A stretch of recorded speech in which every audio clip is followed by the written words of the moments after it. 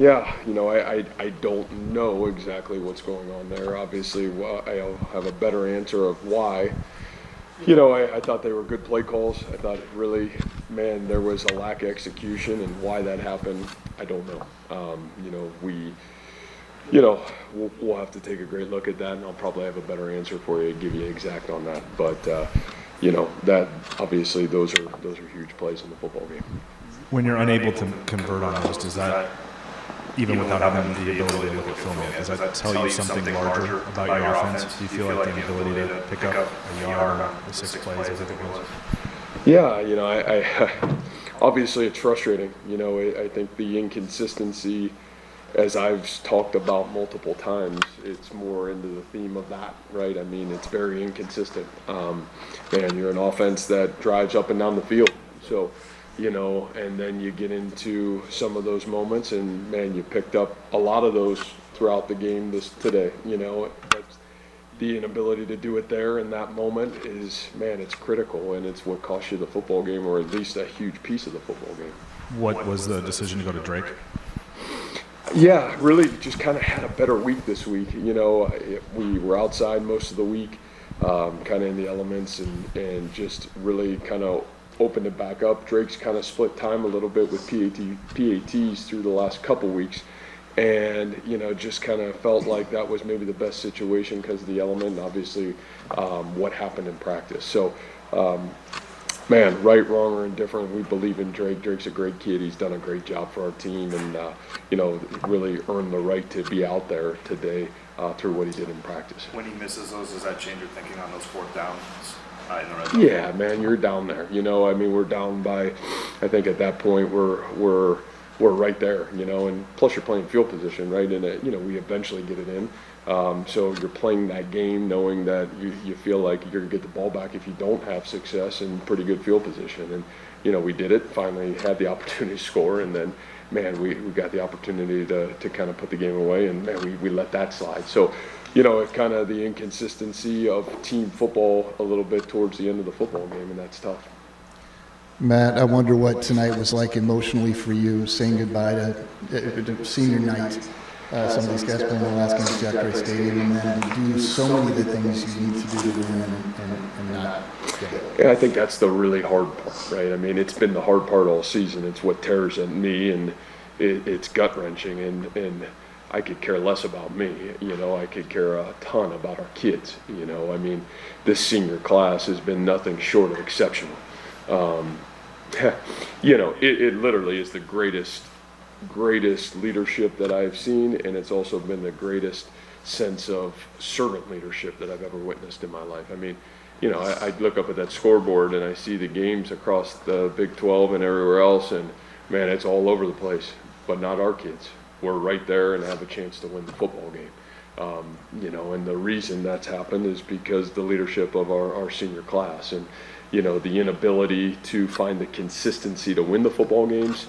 Man, that's on me. I'm the result. That's my responsibility. But what has happened and what I've witnessed from the leadership of this senior class to who they are, who they become, I mean, it's way more powerful than any story anybody's going to write about the offense or whatever you want to write about. The great story, and again, I said this Tuesday, man, if you miss the story of the character of this senior class, who they are, what they become, how they've changed not only their lives but their families' lives forever, man, then you miss the whole story. And so, we still have one more football game to get things figured out in terms of playing our best 4 quarters of football. And we got a great challenge ahead of us, and for this senior class, we got one more opportunity to send them out the right way. And I know it was really early, but you get the turnover, you get it to their 16-yard line early. Does it feel like if you convert off of that bit more, possibly very different football game? Yeah. You talk about those multiple opportunities. I mean, Rob, yes, you're down there and. Still in a great spot to put points on the board, and your inability to do that twice in the game, a great 2-minute drive right before half, man, and the inability to kind of finish. It just, man, it's kind of been at times offensively, it's been the story of the season. And, you know, that's the hard part, because you see so much growth, you see so many positive things, you know, and you can spin it however you want it, but it's inconsistency. It's the inability to be consistent and finish those drives, and you know that's been really tough. I guess I really don't know how to ask this question, but Xavier Hutchinson, Alan Lazard, Lazard, Hutchinson, Hutchinson, Lazard, you know. Man, You're in the backyard, there you go, I take 'em yeah. both.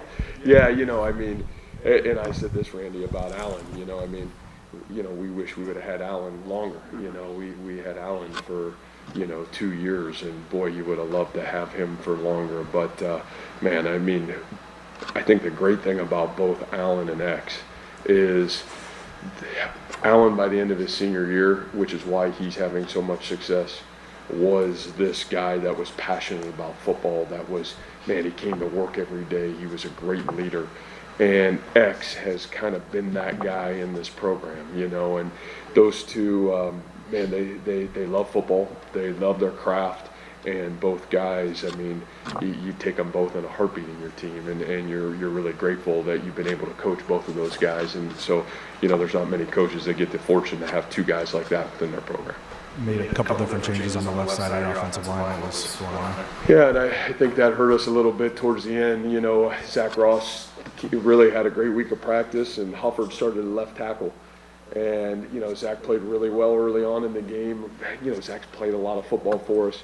And then Zach kind of tweaked his back, which stinks, you know, and that happened right before half. And, you know, to lose that guy a little bit, it kind of caused us to reshuffle there a little bit in the second half. And obviously, no excuse. Tyler came in, I think, did a really good job, but you know, obviously that was a little bit of a challenge there in the second half for us. So the initial move was you wanted to get Zach on the field, and that moved. We did, you know, I mean, I think the big thing for us is, you know, obviously Huff had done a really good job, and we knew it was going to be a little bit different style game in terms of, you know, going to have to run the football and do some of the things that, you know, we thought would give us maybe the best opportunity to have success. And, you know, Zach really had a great week, like I said, and Huff has been playing really well for us.